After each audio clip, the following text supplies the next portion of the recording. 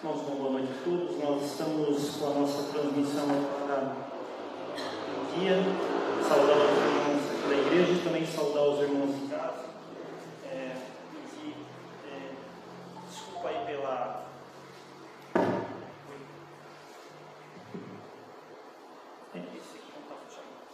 Pedir desculpa pelo nosso atraso na transmissão. Os irmãos que estão em casa, nós estamos... nesse momento iniciando então a parte do culto com a mensagem da palavra de Deus. Nós passamos então pelo momento de adoração, pelo momento de louvor e agradecimento, e agora estamos no momento então da mensagem.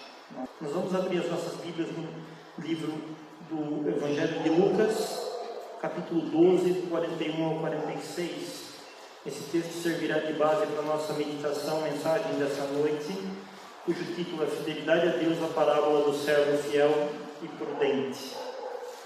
Lucas 12, do 41 ao 46. São poucos versos, e nós podemos, assentados como estamos, lermos todos juntos. Lucas 12, do 41 ao 46. A igreja, então, assentada, lerá o texto junto comigo. Vamos ler aí bem forte, bem alto, para que o pessoal que está em casa também possa nos acompanhar. O texto diz o seguinte: disse o Senhor: quem é, pois, o mordomo fiel e prudente, a quem o Senhor confiará os seus conservos para dar-lhes o sustento ao seu tempo? Vamos, gente, todos. Bem-aventurado aquele servo a quem o seu Senhor, quando vier, achar fazendo assim.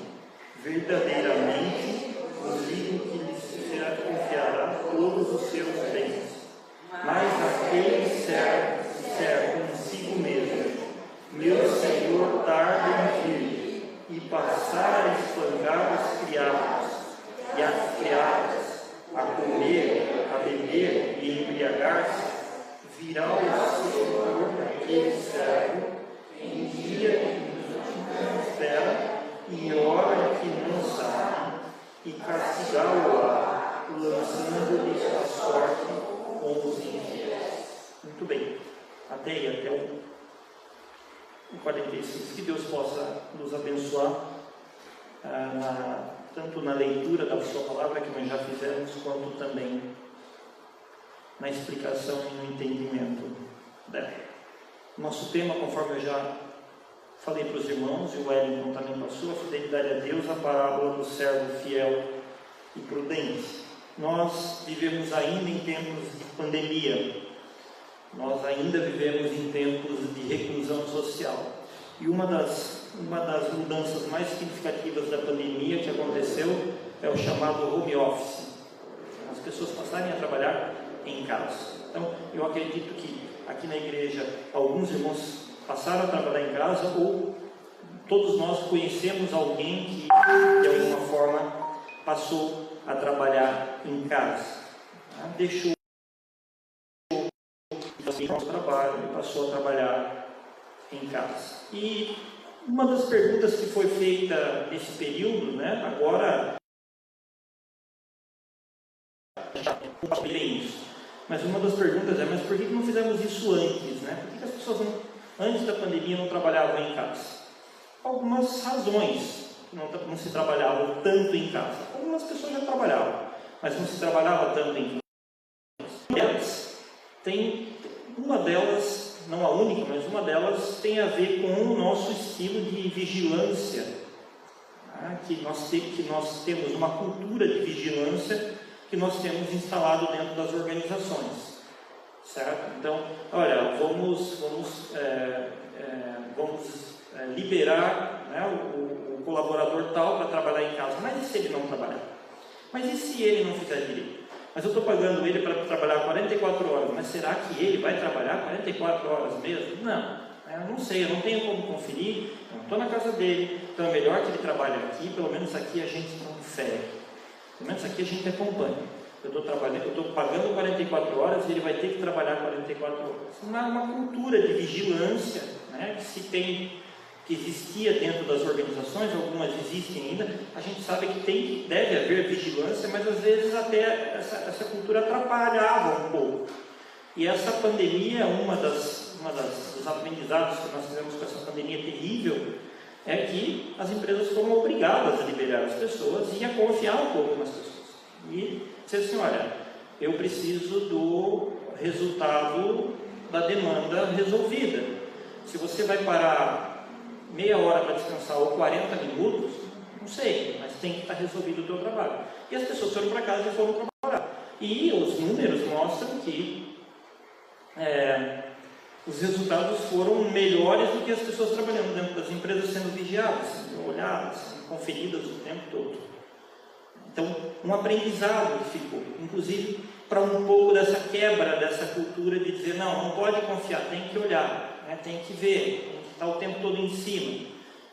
Algumas empresas foram obrigadas, então, a liberar os seus funcionários, e esses funcionários renderam praticamente a mesma coisa, alguns trabalhos renderam muito mais, a ponto das empresas hoje relativizarem, dizer, olha, parte do nosso quadro provavelmente deve continuar em casa. Né? É lógico que aí a gente passou a comer mais, a usar mais ar-condicionado em casa, mas aí é uma outra discussão. Né? Vamos ficar com a primeira parte só. Mas quando nós olhamos para o nosso texto, começamos a olhar para o nosso texto aqui, nós vemos aqui Jesus falando acerca de uma parábola, de uma história, e a história ela envolve 3 personagens. Tá? O dono de uma propriedade, um patrão, né? Um senhor, o servo fiel e o servo infiel. E a característica primeira aqui que nós vemos, na verdade, o que faz essa parábola, essa história ter algum sentido, é que esse senhor, esse patrão, esse chefe, esse empresário, ele não está presente o tempo todo. Em algum momento ele está presente, depois ele passa a estar ausente e não se sabe direito quando ele volta, mas ele vai voltar, certo? E como que se comporta então o servo fiel na ausência, ou seja, quando não tem ninguém vendo a gente, como que se comporta esse servo que é fiel e como que se comporta esse servo infiel quando não tem ninguém conferindo? Quando não tem ninguém vendo, quando não tem ninguém junto. A história contada por Jesus se desenrola em cima dessa dinâmica. Aliás, as parábolas de Jesus são fantásticas, né? Todas elas têm um propósito, mas elas são fantásticas, porque Jesus falava de coisas simples, mas Jesus ele fala no seu ministério dentro de uma visão extremamente apurada socialmente, né? Trabalhadores, empresários, aqui senhores, né? Fazendas, propriedades. Jesus no seu ministério, quando ele conta essas histórias, de alguma forma ela abrangia a todas as classes, não só as classes menos favorecidas, mas Jesus falava um pouquinho de todo mundo e contava através de histórias para que as pessoas pudessem ouvir. A parábola do servo fiel está entre aquelas que Jesus ensina sobre a necessidade de vigilância, de estar olhando, vendo. Além disso, Jesus também fala da característica da fidelidade. Trata-se da história basicamente de 3 personagens: o senhor da casa, o servo fiel, bem como de um tempo e de um espaço. O tempo é o tempo em que esse patrão, esse senhor fica fora, e o espaço é a própria propriedade, a própria fazenda, a própria casa grande, certo? Então, nós podemos entender essa parábola através das características desses 3 personagens. Eu tomo a liberdade aqui, peço licença aos irmãos, peço que os irmãos, se puderem, mantenham sua Bíblia aberta, e eu tomo a liberdade aqui de não dividir o texto em 3 partes, mas sim para nós vamos olhar para os 3 personagens rapidamente, certo? Então, vamos olhar, eu fiz uma divisão de 3 partes aqui, mas na verdade essa divisão está focada, está direcionada nesses 3 personagens. E o primeiro deles, para nós entendermos um pouco melhor essa história, essa parábola, é o servo fiel. O primeiro deles é o servo fiel. E nós vamos falar dele lá no 42 e no 43, o servo fiel. Tal servo é tratado por Lucas como um mordomo, ou seja, um administrador. Qual é a característica primeira do servo fiel? Ele é um bom administrador, certo? Ele é um administrador. E o que é administrar, irmãos? O que é ser um administrador? Todos nós somos administradores. Administrar é transformar recursos em todos nós somos gestores. Né? Se você não é administrador, você é administrador da tua casa. Você tem um recurso no começo do mês, que é o seu salário, a sua pensão, a sua aposentadoria, e você quer chegar no resultado ao final do mês. E você vai administrando. Se eu gastar tudo na primeira semana, eu vou ser um mau administrador, porque vai chegar no final do mês, eu não vou ter o resultado que eu quero. Se eu não gastar nada, botar o dinheiro no bolso, dizer, não, eu quero ficar com o dinheiro, eu fico com o recurso no bolso, mas eu chego no final do mês e não adiantou nada, as contas estão todas por pagar. Administrar é transformar recurso em resultado. Deus nos coloca como administradores da nossa vida, do nosso lar e da nossa fé. Nós administramos isso. É lógico que é Deus que comanda tudo, é Deus que tudo pode e tudo vê, mas Ele nos coloca como administradores. E esse servo lá no 42, ele passa a ser então, esse servo fiel, um administrador. E qual era a característica? Ele era um administrador, tinha a tarefa de distribuir a ração a tempo, a comida a tempo. A primeira característica desse servo fiel aqui é que ele tinha que distribuir a comida. Vejam lá no 42. Verdadeiramente vos digo que lhes confia... Disse o Senhor, quem é, pois, o mordomo fiel e prudente, ou seja, o administrador fiel e prudente, ou o mordomo aqui como administrador, a quem o Senhor confiará os seus conservos para dar-lhe o sustento, para dar-lhe o alimento, para dar-lhe a ração, certo? O alimento tanto das pessoas quanto das criações, uma vez que os recursos eram controlados tanto pelo orçamento, quanto de calor e principalmente de frio. Mordomo é uma palavra composta, significando originalmente o maior da casa. Era geralmente um escravo de confiança treinado para gerenciar a casa do seu senhor, tendo a obrigação de administrar bem e corretamente, prestando contas periodicamente ao dono. Os dois maiores exemplos de mordomia do Velho Testamento são Eliezer, mordomo de Abraão, conforme Gênesis 24, 2, e José, mordomo de Potifar e de Faraó. A gente conhece bem essa história, né? Lá em Gênesis 41, 40 e 41. Ambos na condição de escravos, privilegiados de seus respectivos senhores. Assim somos nós, servos de Deus no mundo, onde peregrinamos transitoriamente, encerrada a jornada, daqui nada levamos. Daqui nada levamos, mas como servos fiéis nós temos uma primeira característica. Embora nada levamos, tudo bem administramos. Embora nada levamos, nós tudo muito bem administramos. Essa administração ela passa pela nossa vida pessoal, ela passa pelos nossos relacionamentos e principalmente pela casa de Deus, pela nossa fé e pelo nosso serviço na igreja. Tem que fazer muito bem a sua vida pessoal, mas não tem uma atenção muito grande para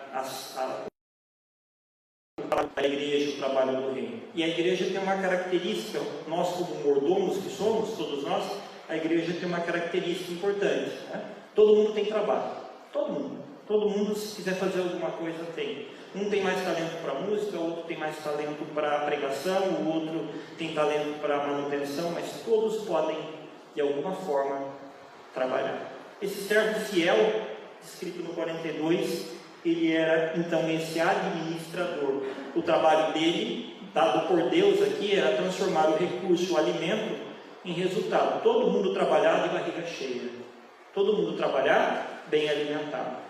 Há como cobrar? Sim, mas as pessoas precisam ter a sua necessidade atendida, senão não tem como cobrar. Os antigos diziam que saco vazio não para em pé. Essa era a função então desse servo fiel. Temos uma segunda característica ainda no 42. O servo fiel trabalhará com pessoas e para pessoas. O que no 42 aqui Jesus fala? A quem o Senhor confiará os seus conservos. Quem são os conservos? A equipe. A equipe. a equipe de trabalhadores, um trabalhando com animais, outro trabalhando na manutenção da casa e assim por diante, certo? Então o servo fiel trabalhará com pessoas e para pessoas. Ele é um servo a serviço dos servos. Ele deve gostar de pessoas, deve ter paixão, não só por gente, mas também por suas necessidades. O fato de ser responsável por dar comida para as pessoas o coloca como alguém que pode atender às necessidades mais básicas. A Bíblia e na história vemos exemplos de homens apaixonados por alma. O próprio Jesus no Getsemane suou sangue não apenas pela agonia que ele passou, mas também pelo seu amor pelas almas, pelos perdidos, conforme Lucas 22, 44. Há quem diga que o servo verdadeiro deve ter o cheiro de almas. Há quem diga que o líder, o crente verdadeiro, principalmente que desempenha a liderança, principalmente, deve ter cheiro de gente, deve ter cheiro das almas. Então essa é uma segunda característica do servo fiel aqui. Ele deve trabalhar com as pessoas e para as pessoas. Talvez vocês se perguntem aqui, mas não, eu não faço parte da liderança, eu não sou na igreja um líder, eu não tenho um cargo de liderança. Mas mesmo assim, nós devemos ter paixão pelas almas. Se não no trabalho direto, mas na oração, no serviço e assim por diante. Nós sempre podemos orar por alguém. Sempre vamos poder orar por alguém. Se você não consegue fazer nada por aquela pessoa, você pode orar por ela. Então nós devemos gostar de gente. A terceira característica do servo fiel aqui, o servo fiel é feliz, pois traz consigo a bem-aventurança de Jesus. Verso 43, vejam lá como que começa o verso 43, bem-aventurado. E os irmãos bem lembram que o conceito de bem-aventurança é o conceito, a ideia de felicidade. Então, bem-aventurado ou feliz aquele servo a quem o seu Senhor, quando vier, achar fazendo assim. Feliz o servo a quem, quando o seu Senhor chegar, não se sabe quando ele vem, achar ele administrando bem, achar ele cuidando dos recursos, transformando em resultado e atendendo as pessoas, gostando de gente, orando pelas pessoas e trabalhando por elas. Então, o servo fiel é feliz, pois traz consigo a bem-aventurança do próprio Cristo. Esse servo não começou a implantar os seus desejos e as suas vontades na ausência do seu Senhor. Antes se mostrou fiel e cheio de retidão às ideias do seu Senhor, mesmo estando à distância. O tema da ausência do proprietário aparece em pelo menos mais 5 vezes nos Evangelhos. Veja, irmãos, isso é uma coisa tratada bastante por Jesus, né? Quando não tem como eu me comporto, até porque a gente acha que não tem ninguém perto, mas Cristo, Deus está sempre perto da gente, né? Mas a gente se sente muitas vezes sozinho e a gente se comporta como alguém sozinho.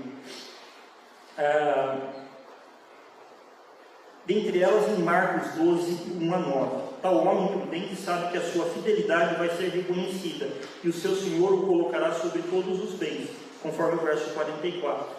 A fidelidade aqui deve andar junto com a sabedoria. O mordomo bom administrador gosta de pessoas, é feliz e, acima de tudo, mostra-se sábio, com a verdadeira sabedoria, aquela que vem do alto, conforme Provérbios nos ensina. Então, o texto que nós acabamos de ler, ele começa falando no 42, 43 e do 44 também. Né? Quais são as características básicas do servo fiel? Ele é feliz, ele gosta de gente, ele é bom administrador, ele transforma os recursos que Deus dá em resultado para a sua vida, para a sua família e também para a sua igreja. Mas nós temos um segundo personagem, e esse segundo personagem ele não é muito legal, mas tem que falar dele, né? Eu gostaria de falar só do primeiro, mas tem o segundo, e se tem o segundo, nós vamos falar do segundo, que é o servo infiel. Tá? O segundo personagem aqui tratado por Jesus é o servo infiel. Tal servo é rebelde, cheio de si, não age com prudência e tem características perversas de acordo com o texto. Tem um currículo péssimo. Tá? Ele é referência para nós, o que não fazer. Na vida nós temos referência do que fazer, e o servo é fiel, o servo infiel, ele é um exemplo do que é errado, do que não fazer. Vejam lá no verso 45, irmãos, olhem lá. Mas se aquele servo disser consigo mesmo, meu senhor tarda em vir e passar a espancar os criados e as criadas, a comer e a beber e a embriagar-se. Tá? Qual é a primeira característica que nós temos do servo infiel, então, com esse monte de besteira, esse monte de mau procedimento que ele faz? Né? Ele confia no seu próprio coração. Essa é a primeira característica do fiel aqui. Ele confia no seu próprio coração. Certo?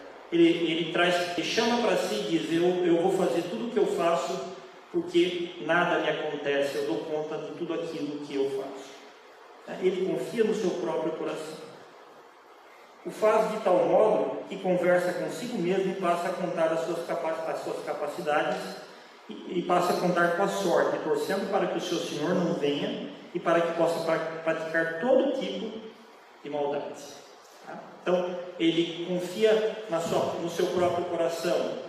Para isso, ele passa a confiar também, não depender do seu Senhor e nem das suas capacidades, e sim da sorte. Para praticar todo tipo de maldade descrita no 45, ele tem que ter uma garantia. E qual é essa garantia? Que o Senhor não chegue, né? Porque a hora que o patrão chegar, eu vou ter que parar. A hora que o patrão chegar, eu vou ter que me ajeitar. Então, ele passa a confiar no seu próprio coração e passa a contar com a sorte. Certo? Aprendemos em Jeremias 17, 5 a 8. Assim diz o Senhor, maldito o homem que confia no homem. Certo? E faz da carne o seu braço e aparta o seu coração do Senhor. Porque será como a tamangueira no deserto, e não verá quando vem o bem. Antes morará nos lugares secos do deserto, na terra salgada e inabitável. Bendito o homem que confia no Senhor, cuja confiança é o Senhor, porque será como a árvore plantada junto às águas, que se estende as suas raízes para o ribeiro, e não receia quando vem o calor, mas a sua folha fica verde, e no ano de sequidão não se afadigará, nem deixará de dar frutos. A primeira característica do servo infiel, então, é que ele confia no seu próprio coração. Ele faz o que faz, confiando nas suas próprias capacidades. E ele depende, não de Deus, ele depende da sorte. Né? Tomara que o meu patrão não chegue. E enquanto ele não chegar, eu posso fazer o que eu bem entender. Certo? Mas nós temos uma segunda característica do servo infiel também. Usa o seu tempo para a prática da maldade. Né? Na verdade, há um tempo aqui nós imaginamos, né, são poucos versos, mas nós imaginamos um espaço de tempo. Qual é o espaço de tempo aqui? A saída do senhor da casa até a volta dele. Como que vai se comportar esse servo, esse administrador, esse gerente, esse mordomo? Tem um tempo aqui, né? Um tempo. Nós não sabemos exatamente qual é esse tempo. Jesus não fala. Mas como que se comporta esse gerente, esse mordomo? Ele deve atender as pessoas, ele deve administrar bem, sendo fiel. Mas se ele é infiel, primeiro que ele confia no seu próprio coração. Segundo, que ele vai usar esse tempo para a prática da maldade. Lá no verso 45, vejam lá, irmãos. Eu já vi, mas se aquele servo disser consigo mesmo, meu senhor tarda em vir, e passar a espancar os criados e as criadas. Ele não está aqui, eu tenho tempo. Ele não está aqui, eu posso fazer o que eu quiser. Certo? Usa de violência contra os homens e mulheres. Se entrega, que aqui o Jesus fala de espancamento, né? É um sujeito extremamente violento. Se entrega aos vícios, bebedeira, para si mesmo e para os outros, que é tão poderoso quanto o dono da casa. Isso na presença do seu Senhor. Prefere mostrar o que consegue fazer somente na ausência, achando que por força e violência o seu governo se estabelecerá. Usa o tempo para fazer maldade. Na verdade, não é muito difícil entender que ele é um covarde. E por que ele é um covarde? Porque na presença do seu Senhor ele não faz, né? Ele só faz na ausência. Na presença daquele que tem mais poder do que ele se aquieta. Mas na ausência daquele que tem mais poder do que ele quer mostrar um poder maior do que o seu Senhor. Um covarde, tá? Um servo infiel que confia no seu próprio coração. E por último ainda, uma terceira característica desse servo infiel: sofrerá toda sorte de punição pelos seus atos. Jesus fala aqui nesses poucos versos, já a partir do 46, que a vida desse valentão, ela não será fácil, tá? E que alguma coisa acontecerá com ele, e isso é garantido pelo próprio Cristo. Vejam lá no 46: virá o Senhor daquele servo em dia em que não o espera e a hora em que não o sabe, e castigá-lo-á. Primeiro, ele será pego de surpresa, de calças curtas. Segundo, além de ser pego de surpresa, passará vergonha. Terceiro, será castigado. Nós aprendemos aqui, quando lemos essa parábola, que a tônica dessa parábola é a importância da fidelidade a Deus e do cuidado na nossa vida, né, e com as nossas coisas da nossa vida. Nós aprendemos aqui que é Deus que cuida de tudo, e é Ele que sabe tempos e épocas. E aqueles que são descuidados, aqueles que são desprovidos de cuidado, serão castigados. Na verdade, é tratado pelo próprio Jesus, pelo próprio Cristo aqui, como um servo infiel. Então, lá quando nós falamos, só voltando um pouquinho, quando nós falamos que ele usa o servo o seu tempo para prática, nós falamos que nem a força, né, nem a violência vai estabelecer o seu governo. Eu acho que os irmãos devem ter lembrado de um texto aí, né, quando eu falei de força e violência. Zacarias 4:6.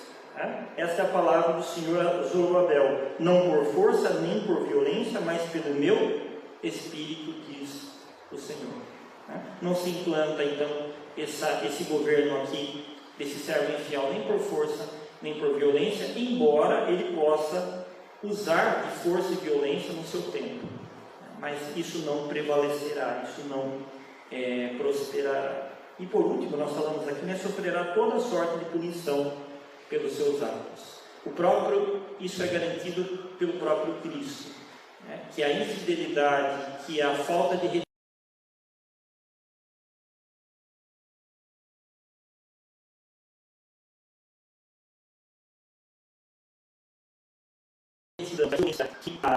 um terceiro personagem, e o mais importante aqui nessa parábola, que é Jesus, o Senhor da casa. Jesus, o Senhor da casa. O mestre, nós falamos do servo fiel, nós falamos do servo infiel, e nós terminamos falando aqui de Jesus, que é o Senhor da casa. O mestre Jesus é representado como o Senhor da casa. Podemos aprender que tal Senhor tem algumas características maravilhosas, diga-se de passagem. A primeira delas, tem autoridade para a escolha dos seus servos. É Jesus que escolhe. É Jesus que escolhe. É Jesus que escolhe o gerente. É Jesus que escolhe o mordomo. É Jesus que escolhe o administrador. É Deus quem escolhe os seus trabalhadores para a seara. E é Ele quem os classifica como fiéis ou infiéis. É Ele quem distribui dons e talentos para que a administração da obra ocorra através do desempenho de todas as funções e necessidades do trabalho da igreja. Conforme Lucas 10:2 nos ensina, a seara é grande, mas os trabalhadores são poucos. Rogai, pois, ao Senhor da plantação que mande obreiros para fazerem a colheita. Então, quando nós falamos do Senhor da casa, quando nós falamos do Senhor da igreja, a primeira característica encontrada, a gente volta um pouquinho no verso 42, é que é Jesus quem escolhe os seus trabalhadores. É Jesus que escolhe os seus mordomos, é Jesus que escolhe os seus administradores. E aqui, desde já, nós temos uma aplicação, né, que Que maravilha saber que nós podemos ser escolhidos e somos escolhidos por Cristo, né, para a administração da sua obra. Seja numa grande administração, esse mês que passou, nós oramos, ali no mês de janeiro, oramos muito pelo presidente do Supremo Conselho, Roberto Brasileiro, que teve bem mal de Covid, né? Eu sempre que penso nele, penso na sua responsabilidade, né? Responder pelo Conselho Maior da Igreja, né? Como presidente. Que grande administração! Mas da mesma maneira que nós temos um presidente, né? Nós temos uma infinidade de pessoas que trabalham pela igreja, muitas vezes só orando na sua casa, muitas vezes contribuindo, muitas vezes vindo, participando dos trabalhos. Todos têm a sua função. Nós temos uma segunda característica de Jesus, que é o Senhor da casa. É Deus que recompensa e é Deus que pune. É Deus que recompensa e é Deus que pune. Os versos 44 e 46, a gente volta um pouquinho, mostram de forma antagônica que podemos ganhar de Deus ou podemos ser despedaçados. A promoção do servo fiel e os ganhos de tal servo vem de Deus. Portanto, o prêmio será perfeito. Mas a punição também será do tamanho da transgressão. Pois a Deus pertence a guerra, conforme nos ensina o Salmo 24. Então, é Deus que recompensa e é Deus que pune. Jesus mostra aqui nessa parábola, ele tem autoridade para isso, é ele que nos escolhe e é ele que pede dos seus escolhidos a fidelidade que lhe é merecida, que lhe cabe. É Deus que recompensa e é Deus que pune. E por último, é Deus o Senhor do tempo e do espaço. A parábola fala sempre da casa do Senhor. É Ele quem comissiona para a sua obra e é Ele que voltará ao seu tempo. Não compete a nenhum de nós decidirmos sobre tais coisas. Somente devemos esperar trabalhando, uma vez que Jesus nos ensina sobre isso lá em Atos 7:6. Certo? Então, é Deus, a casa, a sua igreja pertence a Ele e o tempo do trabalho da sua igreja também pertence a Ele. A igreja é a noiva de Cristo e o tempo dela, o tempo para ela e o tempo com ela pertence também a Cristo. É Ele que tudo pode, é Ele que tudo decide. E é Ele que sabe, né, compete a Deus o tempo e a época em que Ele voltará. Né, e que a igreja militante vai ser a igreja triunfante. Enquanto isso, né, nós devemos ser servos fiéis, né? E para que sejamos recompensados por Deus e para que reconheçamos que é o próprio Cristo que tem autoridade sobre todos nós e tudo isso, sobre todos nós e também sobre a sua igreja. Irmãos, algumas aplicações aqui para nós, quando nós falamos do servo fiel, do servo infiel e do Senhor da casa, que é Jesus Cristo. A primeira aplicação: o servo fiel imita a Cristo e guarda os seus mandamentos. Ele é cuidadoso, ele gosta de gente, ele se preocupa com a necessidade das pessoas, né? Tudo aquilo que é dado para ele vai ser cuidado e muito bem cuidado, conforme lá o início do texto que nós lemos. O servo infiel conta com a sorte e será despedaçado. O servo infiel. Nós os brasileiros, muitas vezes, a gente trabalha muito isso quando se fala dentro das empresas. O brasileiro é um dos povos do mundo que mais confia na sorte. O brasileiro é um dos povos do mundo que mais confia. Tem gente no mundo inteiro que confia na sorte, né? Mas o brasileiro é um dos povos do mundo que mais confia na sorte. Um dia ela falha, né? Um dia ela falha. Está cheio de exemplos por aí. Tudo dá certo até um dia dar errado. Esse servo infiel aqui, ele confiou na sorte, né? Eu vou fazendo até que ele não chegue, só que uma hora ele vai chegar de surpresa. Uma hora o Senhor chega de surpresa. Deus é o dono da casa, a Ele pertence tempos e épocas, aguardemos ansiosamente trabalhando. É Deus que comanda a sua igreja, pois ela é a noiva de Jesus Cristo.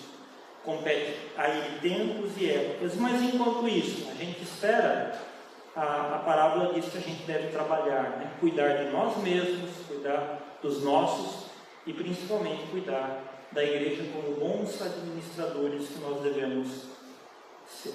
Que Deus possa nos abençoar e que possamos, então, a exemplo do próprio Cristo, quando fala na sua palavra, cuidarmos e sermos fiéis, e fiéis não em algumas coisas ou em alguns setores da nossa vida, mas procurarmos sermos fiéis em tudo.